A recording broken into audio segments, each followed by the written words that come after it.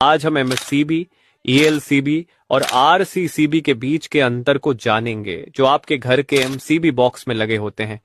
अक्सर लोग इन तीनों को एक ही समझ लेते हैं, लेकिन इनके काम अलग अलग होते हैं। सबसे पहले बात करते हैं एमसीबी मिनिएचर सर्किट ब्रेकर की। ये एक तरह का सुरक्षा उपकरण है जो आपके घर की वायरिंग को ओवरलोड या शॉर्ट सर्किट से बचाता है। जब आप एक सॉकेट में बहुत सारे उपकरण चला देते हैं तो सर्किट पर लोड पड़ जाता है।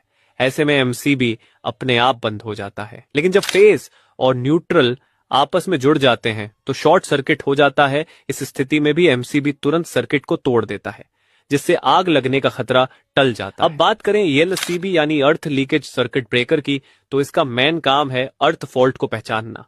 जब किसी उपकरण से करंट लीक होकर जमीन में जाता है तो ईएलसीबी इसे पहचान कर सर्किट को बंद कर देता है। लेकिन समय के साथ इसे और एडवांस बना दिया गया है और इसकी जगह आरसीसीबी का इस्तेमाल किया जाने लगा है।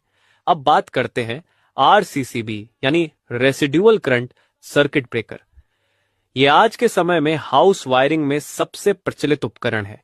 घर में अगर आप गलती से लाइव फेज वायर को टच करते हैं तो आरसीसीबी तुरंत सर्किट को बंद कर देता है और आपको बिजली का झटका लगने से बचा लेता है। इसकी इसी खूबी की वजह से इसे सभी अपने घरों में लगवाते हैं। यह इस सिद्धांत पर काम करता है कि जितना करंट सर्किट में जा रहा है उतना ही वापस आना चाहिए। अगर कोई व्यक्ति गलती से नंगे तार को छू लेता है तो कुछ करंट उस व्यक्ति के शरीर से होकर जमीन में चला जाता है। ऐसे में वापस आने वाला करंट कम हो जाता है और आरसीसीबी तुरंत सर्किट को बंद कर देता है। शॉर्ट में आरसीसीबी इंसानों को बिजली के झटके से बचाता है, जबकि ईएलसीबी अर्थ फॉल्ट पर काम करता था। दोस्तों, ये तीनों अलग अलग काम करने के साथ साथ अलग अलग करंट और पोल के मिलते हैं।